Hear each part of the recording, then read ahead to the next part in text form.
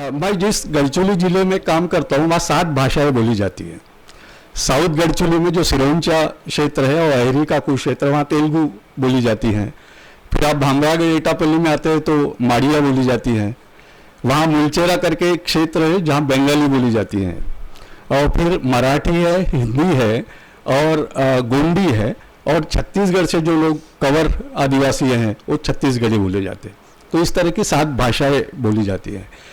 तो जिस भाषा की हम बात करते हैं तो मूल भाषा में जब लोग एक्सप्रेस होने के लिए हमारी मातृभाषा बहुत इम्पोर्टेंट होती है। सभी इसमें हमने जब 96 में महिलाओं के बचत समूहों का जब गढ़चिरौली में काम शुरू किया तो पहली बार हमको ये 7 भाषाओं का परिचय हुआ। तो हम देख रहे थे कि उनकी भाषा में तो ऐसे कार्यकर्ता वहाँ हमको मिले कि जो दोनों भाषा समझ सकती है, मराठी समझ सकते हैं, हिंदी बात कर सकते हैं और वहाँ की जो तेलुगु हो गई स्थानिक भाषा, ऐसे ही कार्यकर्ताओं के साथ हमने काम किया था। ये ज्ञान का जो सारी परंपरा है वो अपनी भाषा में और आदिवासी समाज जिस गोंड समाज के साथ मैं सालों से जुड़ा हूँ, काम कर रहा हूँ, तो एक तो जो बचत गट के काम में हमने देखा कि अपनी भाषा में लोग कैसे एक्सप्रेस करते। तो उस महिलाओं ने को जब बताया कि उसकी भाषा में बोले तो उन्होंने एक गीत में करीबन 15 मिनट और पूरे शिविर का इवैल्यूएशन किया कि हमको निमंत्रण कैसे मिला संस्था से शिविर के लिए। फिर हमारे गांव में बैठक हुई, हमारा चयन हुआ, हम यहाँ आए और 3 दिन में हमने जो पढ़ा वो पूरा उन्होंने उस गीत में बोला। तो इनका बहुत सारा ज्ञान इनके गीतों में है। और जो समाज अपने गीत बनाता है, गीत रचता है, गीत के साथ नाचता है और अभी झाड़ूराम ने बोला कि अनेक प्रकार के वाद्य बनाता है और उसके साथ गाता है, वो पिछड़ा कैसे हो सकता है। तो हमारे मन में पहले तो ये बात की ऐसे बहुत समूह है कि जिनके पास में ये ताकत है और हम शुरुआत ही उनके पिछड़ेपन से और उनके कमजोरी से करते हैं। ये सबसे बात है।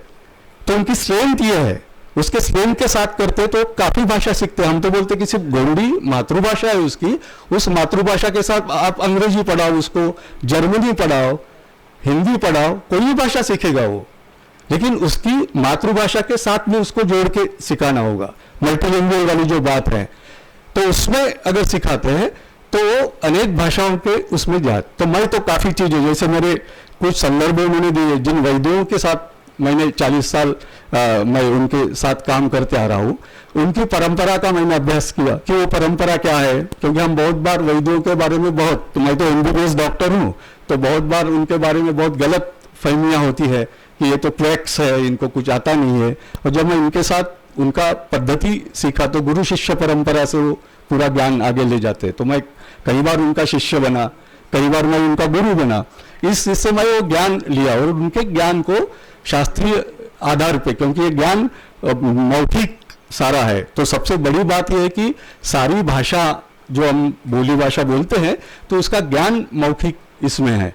तो उसको हमको इतना सारा ज्ञान छुपा हुआ है, अभी भी हम उससे नहीं ले करें, क्योंकि उनकी भाषा लुप्त होने का जो झाड़ूराम ने बोला कि वो भाषा अगर लुप्त होने लगी अगली पीढ़ियों में तो ज्ञान भी खत्म हो जाएगा उनके साथ में।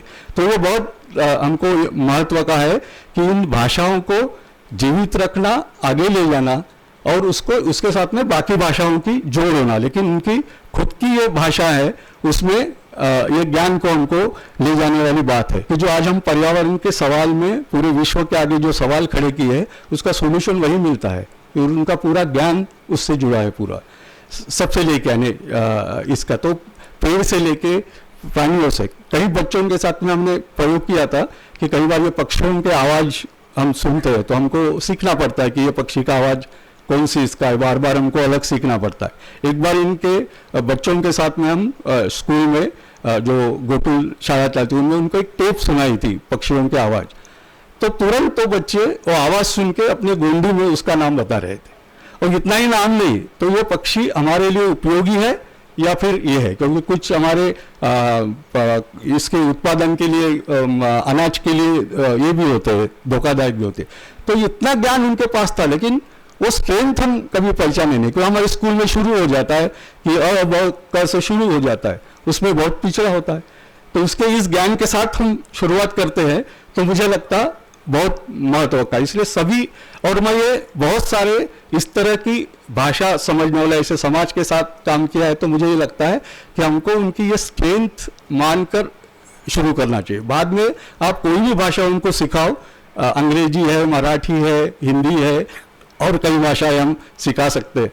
तो इसका महत्व हमें देखना चाहिए। तो अभी जो प्रोफेसर JNV की उन्होंने जो बात कही थी कि इतनी मल्टी लैंग्वेजल हो तो आपका बौद्धिक क्षमता बढ़ती है, ये भी विज्ञान से अगर प्रूव होता है, तो हमको बहुत भाषा वाले, यहाँ हमारा महेश है, उसको भी 4 भाषाएं 5 भाषाएं आती है, अंग्रेजी थोड़े थोड़े समझ लेते हैं लेकिन 4-5 भाषा आती है।